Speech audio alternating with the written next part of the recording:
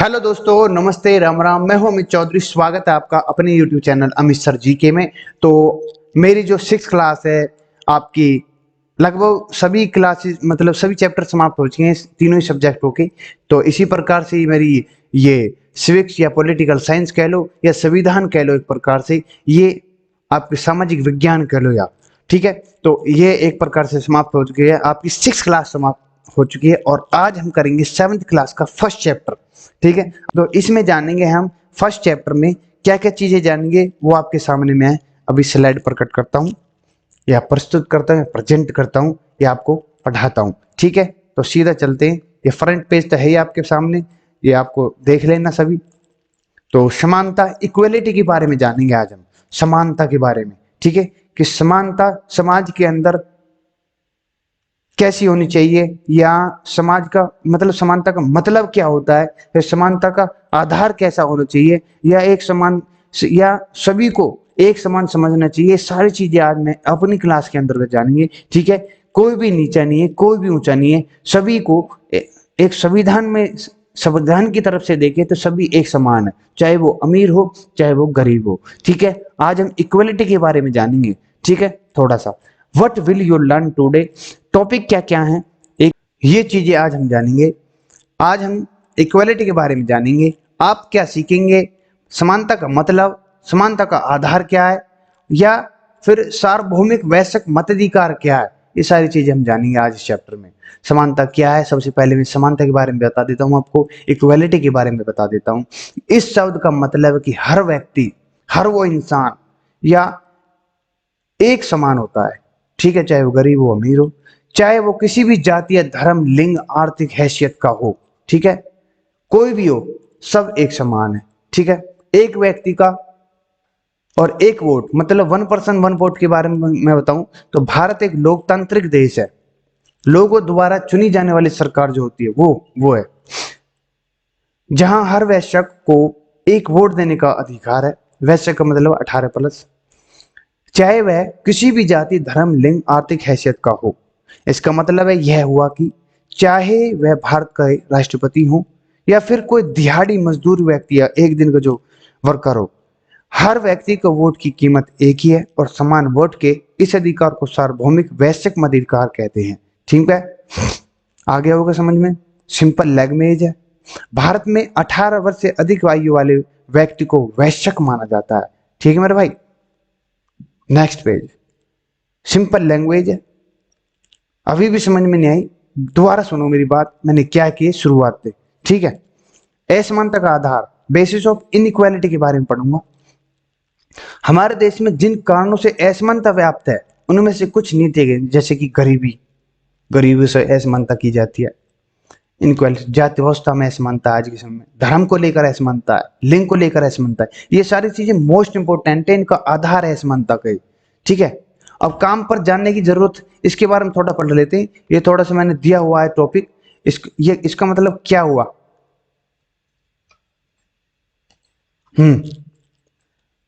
कई लोग गरीब और अकुशलता के कारण असंगठित क्षेत्र में काम करते हैं, अपना काम करने के लिए जाते हैं, जो गरीब है उनकी बात, ठीक है। असंगठित क्षेत्र में अक्सर मालिक की मर्जी के मुताबिक किसी को नौकरी पर रख लिया जाता है तो किसी को नौकरी से निकाल दिया जाता है, ठीक है। जो प्राइवेट नौकरी की बात हो रही है पर, ठीक है। कई बार तो ऐसा होता है कि कोई मजदूर अगर एक दिन भी काम नहीं कर नहीं पाता, उसे तो उसे नौकरी से निकाल दिया जाता है, ठीक है। इसलिए अपनी जरूरतों को पूरा करने के लिए मजदूर को रोज काम पर जाना पड़ता है और वोट देने के लिए छुट्टी नहीं ले पाते वो, छुट्टी तक, ठीक है। यदि उनके घर में कोई बीमार पड़ जाए तो उसकी देखभाल के लिए छुट्टी नहीं मिल पाती। सिंपल सी बात ये है। ये इनक्वालिटी के बारे में बता रहा हूं मैं, ठीक है। जहां जहां की एक वोट देने का अधिकार है, वोट में इतनी पावर है जो कि जब भी एक गरीब इंसान ये चीज झेल रहा है कि अपने घर परिवार को भी नहीं देख सकता, ठीक है। जातिगत असमानता का क्या कारण है। कास्ट इनइक्वालिटी, जाति व्यवस्था एक ऐसा कड़वा सच है जिससे शायद ही कोई भारतीय अनजान होगा। यदि आप गांव में रहते हैं तो बहुत छोटी उम्र में आपको जाति व्यवस्था के बारे में पता चल जाता है। बिल्कुल सही बात है भाई। शहरों में रहने वाले लोगों को शायद लगता है कि जात पात कुछ भी नहीं है, लेकिन जब आप किसी अखबार में वैवाहिक विज्ञापन के पन्ने पर गौर करेंगे तो पता चलेगा कि पढ़े लिखे वर्ग के दिमाग में जाति व्यवस्था आज भी पनप रही है और जाति व्यवस्था ने अपनी जड़ें जमाई हुई हैं। ठीक है, आज भी वो भूसा भरा पड़ा है जाति व्यवस्था को लेकर के। ठीक है, इनक्वालिटी को लेकर के। ओम प्रकाश वाल्मीकि, थोड़ी सी मैं बताऊंगा इनकी इनकी बातें मैंने इसलिए ऐड करी है ताकि आपको और क्लियर हो सके कि इनक्वालिटी ये क्या है। वाल्मीकि जो दलित परिवार होता है, एक दलित लेखक है, कौन? ओम प्रकाश जी। अपनी आत्मकथा झूठन में उन्होंने अपनी जाति के कारण अपने ऊपर हुए अत्याचारों के बारे में लिखा है। बचपन में उन्होंने कई प्रकार की शारीरिक और मानसिक योजनाएं झेली थी, जिनमें से कुछ नीचे दिए गए, जैसे मैंने लिखा भी, उनके पॉइंट लिखे हैं। ओम प्रकाश जी को स्कूल में बिना बात की पिटाई होती थी, क्योंकि वो नीची दलित वर्ग का था। ठीक है, देख लो, स्कूल में, जो कि एक समान माना जाना चाहिए हर एक बच्चे को, चाहे वो किसी भी वर्ग से आ रहा हो, ठीक है, किसी भी धर्म से आ रहा हो, कोई भी लिंग हो उसका। ठीक है, ये सारी चीजें उन्हें फर्श पर बैठना पड़ता था, जबकि उनके सहपाठियों पर चटाई पर बैठते थे, जो होता ना मैट, वो। एक बार उनसे पूरे स्कूल के मैदान पर झाड़ू लगवाई गई थी, ये मैंने कहानी पढ़ी हुई है। ठीक है, किसी दिन टाइम मिलेगा तो ओम प्रकाश जी की मैं इस कहानी को जरूर बताऊंगा। इनका मेन मकसद ये था कि हमें इन चीजों से बाहर निकाला जाए, इतनी गंदी सोच नहीं हो हमको लेकर के। ये सारी चीजें उन्होंने झूठन जो उन्होंने लिखी है, उनमें ये चीजें बोली हैं ओम प्रकाश जी ने। इनको मैं सल्यूट करता हूं। ऐसा किसी के साथ न हो, पर लेकिन आज भी पिछड़े हुए क्षेत्रों में ऐसा कहीं ना कहीं देखने को मिलता है। ठीक है, दलित वर्ग को लेकर के। अब दलित के बारे में जान लेते हैं। दलित क्या है? अति पिछड़ी जाति के लोगों को दलित कहा जाता है। क्या दलित कहा जाता है? दलित शब्द का अर्थ है टूटा हुआ, कुचला हुआ। अति पिछड़ी जाति के लोगों को, ये दलित का मतलब है जो समाज के द्वारा दबाए गए हैं, समाज के द्वारा डोमिनेट किए गए हैं। ठीक है, वो चीज दलित को बता रहा हूं मैं। ठीक है, लोगों को भयानक यातनाएं झेलनी पड़ी थी और आज भी इसके कई उदाहरण सामने आते हैं। दलितों से ऐसे काम करवाए जाते थे जो सबसे घृणित माने जाते थे, जैसे कि मेला साफ करवाना, मेला आप समझ लेना, मरे हुए पशुओं को गांव से बाहर फेंकना आदि। दलितों को गांव से बाहर रहने की इजाजत थी, अंदर नहीं आने दिया जाता था। ठीक है, वे कुएं या नदी के आम घाटों से पानी पी भी नहीं सकते थे, उनको ये भी अलाउड नहीं था। यदि किसी भी श्रवण पर दलित की छाया पड़ जाती होगी, श्रवण मतलब उच्च जाति हो, तो उसे अशुभ मान लिया जाता था। इसलिए इन लोगों ने अपने लिए शब्द ये चुना था, दलित। ठीक है, जो ओम प्रकाश जी हैं, उन्होंने अपनी झूठन में इतनी गहरी गहरी बात लिखी है कि मैं बता नहीं सकता। ठीक है, नेक्स्ट पढ़ते हैं। सबको एक समान समझना चाहिए भाई। ठीक है, एक कॉलेज में तो जो फ्रेंड होते हैं वो रह लेते हैं, खा लेते हैं, पी लेते हैं, लेकिन जब घर की बात आती है, घर परिवार की बात आती है, या कोई शादी या ब्याह आजकल तो चलने लगे, बहुत सी जगह नहीं जाते क्योंकि मैं अच्छा नहीं लगूंगा। ये सारी चीजें मैंने सुनी है, देखी भी हुई है, पर मैं जो हूँ, मैं खुद इस चीज के खिलाफ हूँ कि ये चीजें नहीं होनी चाहिए बिल्कुल भी। ठीक है, आप आज के समय में हमारा भारत बहुत आगे बढ़ चुका है, पढ़े लिखे समाज है हमारा, ये इन चीजों से उठो और आगे चलो। ठीक है, पर ये चीज तो राजनीति में आते ही आप समझ लेना कितने बड़े बड़े दंगे हो जाते हैं, कितनी बड़ी बड़ी कोर्ट तक बात पहुंच जाती है सारी चीजें। ठीक है, तो नेक्स्ट है धार्मिक के ऊपर। अब धार्मिक, अभी तक मैंने जाति व्यवस्था पर बताया, अब धार्मिक के ऊपर पढ़ा देता हूँ। धार्मिक असमानता, रिलीजियस इनइक्वालिटी। भारत में कई धर्मों के लोग रहते हैं, जिनमें हिंदुओं की जनसंख्या सबसे अधिक है हमारे भारत में। अन्य धर्मों के लोगों का प्रतिशत बहुत कम है, यानी वे अल्पसंख्यक है। ठीक है, अक्सर अल्पसंख्यक समुदाय के लोगों के साथ असमान व्यवहार होता है। अल्पसंख्यक समुदाय के लोगों को किराए पर मकान लेने पड़ते हैं, स्कूलों में दाखिला लेने में, नौकरी मिलने में आदि बड़ी परेशानी होती है जो अल्पसंख्यक लोग होते हैं। धार्मिक को लेकर के, धर्म को लेकर के, ठीक है, जो कि संविधान में सभी को एक समान माना है। ठीक है, किसी के साथ कोई भेदभाव नहीं होना चाहिए। ये सारी चीजें मैंने आपको पहले ही चैप्टर में, पहले ही 6th क्लास में पढ़ा दिया था। ठीक है, अब पढ़ते हैं हम लैंगिक असमानता के बारे में। अब लैंगिक की बात आई है। जेंडर इक्वलिटी, इन इक्वालिटी के बारे में पढ़ेंगे। हमारा समाज एक पितृ प्रधान समाज देता है। पितृ मतलब पिता, ठीक है, पुरुष का, ठीक है, पुरुष के द्वारा ही होगा जो भी होगा, सबसे पहले पुरुष को ही पूछा जाएगा, ये चीज बोलने का। जहां पुरुषों को महिलाओं से बेहतर माना जाता है, इसलिए महिलाओं के साथ असमान व्यवहार होता है। आज भी कई परिवारों में बेटी का जन्म अशुभ माना जाता है। बिल्कुल, कई लोगों ने कन्या भ्रूण हत्या की साजिश करके बेटी को गर्भ में ही मार देते हैं, आजकल ये मैंने बहुत सुना है, ठीक है। कई परिवारों में लड़कियों को स्कूल नहीं भेजा जाता और कम उम्र में उनकी शादी कर दी जाती है, ये बहुत गलत बात है बिल्कुल। कई परिवारों में महिलाओं को घर की चार दीवारी में कैद करके रखा जाता है कि तू बाहर नहीं जाएगी, घर से बाहर पैर नहीं रखेगी, ये सारी चीज दबा के रखा जाता है। किसी भी तरह से असमानता से व्यक्ति के आत्मसम्मान को ठेस पहुंचती है और हर व्यक्ति को एक जैसा सम्मान मिलना चाहिए, मैं तो ये कहता हूं, इसलिए मैंने ये चीज लिखी हुई है, ठीक है। आशा करता हूँ सारी चीजें समझ में आई होंगी। मैं अभी अपने टीचर के रूप में ही हूँ, कहीं और नहीं भटका हूँ, ठीक है। ये सारी चीजें एक, चलो छोड़ो, कोई भी नहीं, समझानी चाहिए और बतानी चाहिए। और अच्छे से, अगर आपको ऊपर ऊपर से पढ़ा रहा कोई भी व्यक्ति समझा नहीं रहा कि ये चीज होती क्या है, अगर आप हल्का सा थोड़ा सा, मैं जैसे पढ़ा रहा हूँ डीपली हर चीज को पढ़ लो, तो आप में इतना इतनी बढ़िया समझ में आ जाएगी, आप सामने वाले की अपने आप से इज्जत करने लगोगे, ठीक है, अपने से ज्यादा इज्जत करोगे आप उसकी। अब भारतीय लोकतंत्र में समानता जान लेते हैं, इक्वलिटी इन इंडियन डेमोक्रेसी के बारे में जानते हैं कि भारत का संविधान हर नागरिक को एक समान, जो संविधान के बारे में जान लेते हैं हम कि भारत के लोकतंत्र में संविधान में क्या दर्ज हुआ है।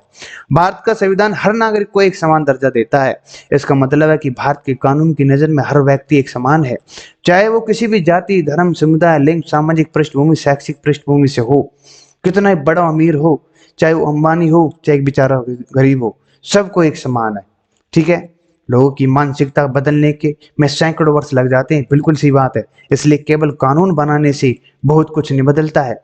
फिर भी कुछ कानूनों के डर से लोग एक दूसरे को समान रूप से देखने और सम्मान देखने की कोशिश जरूर करते रहते हैं, ठीक है। अनुच्छेद 15 में दिया हुआ है, जो मैं आर्टिकल 15 पढ़ाऊंगा, आर्टिकल चलेंगे जब मेरे, तो वहां पर आजकल क्या आर्टिकल पढ़ाया, उसमें बताया कि इसमें ये चीज दे रखी है, बस उसको थोड़ा नॉलेज नहीं दी, उसको थोड़ा डीपली तरीके से नहीं समझाया कि इसका मतलब मैन है क्या चीज, ये है क्या चीज है। बच्चे को रट्टा मारने के लिए दे दिया जाता है कि इसका रट्टा लगाओ, 10 से 15, 15 से 20 बार इसको फेरें आर्टिकलों को, तभी आपके दिमाग में, अरे भाई तू एक बार में ही बात 15-20 फिर बार और वह एक बार में अच्छे तरीके से समझा दो आर्टिकल है, ठीक है। और मैं कहूंगा कि अब पढ़, क्लास ले, शाम को रिवीजन करना, कभी भी नहीं भूलेगा तू, सिंपल सी बात ये है।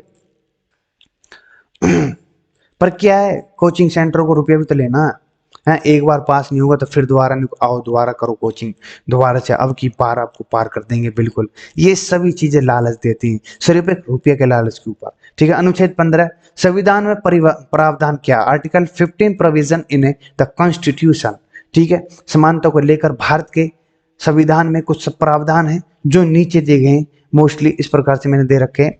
भारत के हर व्यक्ति, जैसे कि राष्ट्रपति से लेकर आम नागरिक तक पर एक ही कानून लागू है, सिंपल है, ये तो मैं शुरू से पढ़ाता आ रहा हूं। जाति, सामाजिक हैसियत, धर्म, लिंग, जन्म स्थान, प्रजाति आधार पर कोई भेदभाव नहीं हो सकता और नहीं कर सकते। संविधान में एक समान है, ठीक है, सभी को एक समान समझा गया है, ठीक है। कोई जाति भेदभाव या धर्म भेदभाव करता है तो कोर्ट में जाओ, रिपोर्ट करो, उसकी एफआईआर दर्ज करो और कोर्ट में केस लड़ो, ठीक है, आप विद प्रूफ के साथ लड़ो, ठीक है। कभी किसी बेचारे वैसी गरीब में फंसा दो, ठीक है, इसका फायदा भी बहुत उठता है। हर व्यक्ति को सार्वजनिक स्थानों और सुविधाओं, पार्क, बाजार, दुकान, सड़क, कुआं, नहाने और घाट जो सरकारी इस्तेमाल के बराबर करने का अधिकार है, ठीक है। छुआछूत, छुआछूत का मतलब आर्टिकल 17 में दिया हुआ है, छुआछूत अस्पृश्यता का एक आधार है, ठीक है। आर्टिकल 17 में दिया हुआ अस्पृश्यता, छुआछूत क्या है, ये सारी चीजें एक अपराध है आज के समय में, जो पहले नहीं हुआ था, ठीक है, ये चीजें पहले नहीं थी। भारत सरकार ने संविधान में दिए गए समानता को अधिकार को अमल में लाने के लिए 2 कदम उठाए हैं। पहला कदम है कुछ ऐसे नियम बनाना ताकि लोगों को इस अधिकार की रक्षा की जा सके। यदि किसी दलित के साथ कोई भेदभाव करता है तो उसके खिलाफ कानूनी कार्रवाई होती है और उसे सजा मिलती है। ये सारी चीजें आपके सामने है। नेक्स्ट, दूसरा कदम क्या है? सरकार द्वारा ऐसी योजना चलाना जिससे समाज के पिछड़े वर्ग के लोगों को भी आगे बढ़ने का मौका मिले, उन्हें आगे पढ़ने का मौका मिले, उन्हें आगे बढ़ने का, हर डिपार्टमेंट में जाने का मौका मिले, हर किसी को वो देखे, महसूस करे, हर चीज में अपना पार्टिसिपेट करे। ये सारी चीजें एक सुविधा के रूप में हमारी सरकार ने की है। किसके लिए? एक दलित, एक जाति जो पिछड़े वर्ग हैं उनके लिए। मध्याह्न भोजन का एक ऐसा कार्यक्रम जिसकी मदद से गरीब तबके बच्चों के सबके को स्कूल जाने के लिए प्रेरित किया जाता है। पिछड़े वर्ग के लोगों को बराबरी के मौका देने के उद्देश्य से सरकारी शिक्षण संस्थाओं, सरकारी नौकरियों में उन्हें आरक्षण दिया जाता है।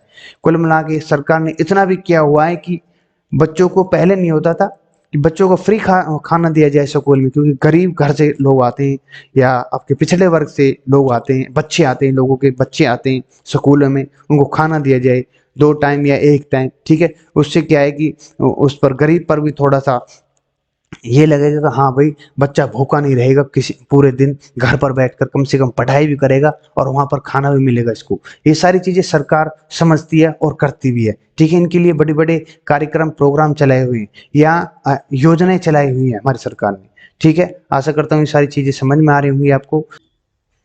हाँ, नेक्स्ट स्लाइड के सामने आ गए हम आपके। तो फर्स्ट क्वेश्चन आपके सामने है, भारतीय सब व्यक्तियों को समान मानता है?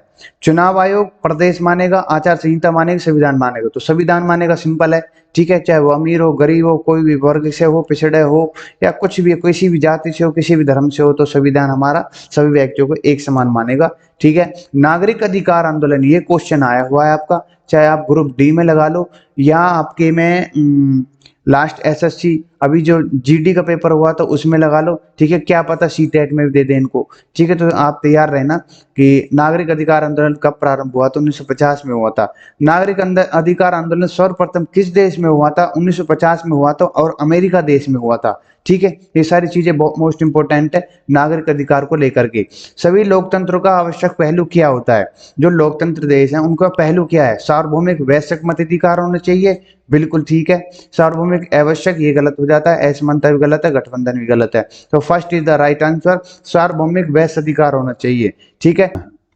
नेक्स्ट क्वेश्चन फिफ्थ है, एक लिखित अथवा अलिखित नियमों को का कौन सा समूह जिसके अनुसार राज्य का शासन चलाया जाता है? अब राज्य को शासन किसके द्वारा चलाया जाएगा? कानून के द्वारा, संविधान द्वारा, सरकार द्वारा या आचार संहिता द्वारा? तो अब सिंपल सी है, नियमों को पालन कौन करवावे? हमें कानून करवावे, सिंपल सी आंसर है इसका।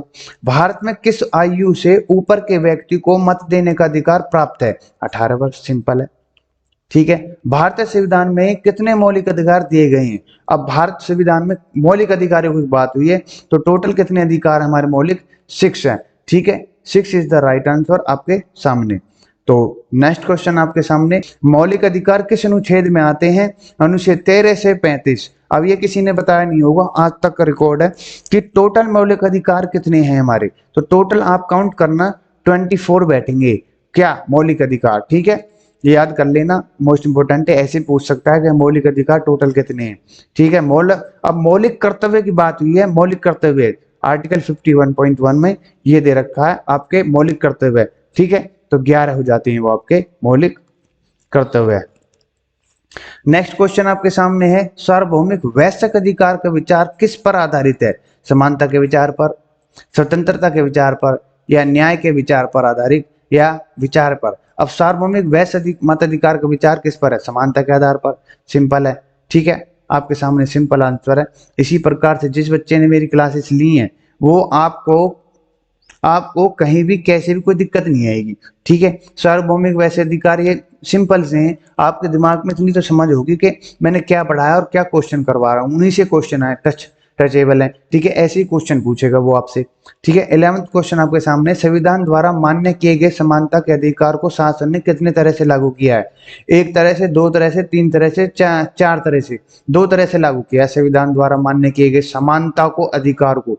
समानता की बात है तो 2 तरह से लागू किया गया है, ठीक है। कौन कौन से हैं वो, इन कमेंट मुझे सर्च करके बता देना, ठीक है। भेदभाव का व्यवहार किसके विरुद्ध होता है?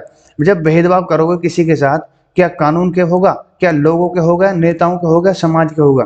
जब भेदभाव करोगे किसी के साथ तो वो किसके विरुद्ध गया, कानून के विरुद्ध गया। सिंपल सी है, ठीक है। नेता और समाज लोग इनके खिलाफ क्या करोगे तुम, मतलब किसी व्यक्ति के साथ आप कोई भेदभाव करते हो तो वो सिर्फ कानून ही तो देखेगा हमें, ठीक है। कानून तो न्याय, कानून के द्वारा ही तो न्याय मिलेगा हमें। तो सिंपल आंसर आपके सामने 12th का ए इज द राइट आंसर, ठीक है। इसी के साथ मेरी सारी क्लास ये, जैसे कि मैंने बहुत ही इंपॉर्टेंट तरीके से, एक अच्छे तरीके से समझाई है क्लास भी, और उसी प्रकार से आपको क्वेश्चन कराए हैं, ठीक है। ऐसे ही मैं क्वेश्चन कराता रहूंगा आपको, और best of best question, best of best आपके सामने रखता रहूंगा, और सभी को क्लियर करता चलूंगा, ठीक है। ठीक है, वो बात अलग है, इसमें प्रीवियस ईयर क्वेश्चन है एडिड, और आने वाले भी है। ये जो अलग से हैं, इनमें आने वाले चैप्टरों में क्लियर कर दूंगा कि ये यहाँ से आया था, ठीक है। ऐसा घबराए नहीं कि ये तो बाहर से क्वेश्चन दे दिया आपने, कोई दिक्कत नहीं भाई, आगे आएंगे चैप्टरों में ये सारी चीजें आ जाएंगी। और जब आर्टिकल पढ़ाऊंगा तो उन आर्टिकलों में भी ऐसे नहीं है वन लाइनर पढ़ा दूंगा, आर्टिकल भी अच्छे तरीके से पढ़ेंगे, थोड़ा सा समझ के पढ़ेंगे ताकि आपको समझ में आ सके। आपसे मैं जो भी जैसे बोलूंगा ना, आर्टिकल 15 के बारे में बोलो, आर्टिकल 17 के बारे में बताओ, या आर्टिकल 23 के बारे में बताओ, ये सब चीज आप अच्छे तरीके से समझा दोगे। अगर आप रट्टा लगा रहे हो तो नहीं बता सकते। अगर आप कुछ देर समझ रहे हो, ठहर रहे हो उसको आर्टिकल पर, और सोच विचार कर रहे हो, तो आप कभी नहीं भूल सकते, ठीक है। मेरा तो यही है कि अच्छे तरीके से समझाया जाए हर सब्जेक्ट को मेरे द्वारा, ठीक है। तो इसी के साथ मैं विदा लेने चाहता हूँ। नमस्ते, Ram Ram. Like share subscribe, भाई लाइक तो मार दे करो, अरे कमेंट में लिख दे करो कैसी क्लास है, ठीक है। और चीज नहीं हो रही तो ये चीज तो, दो चीज तो कर सको, ठीक है। तो जय हिंद, जय भारत।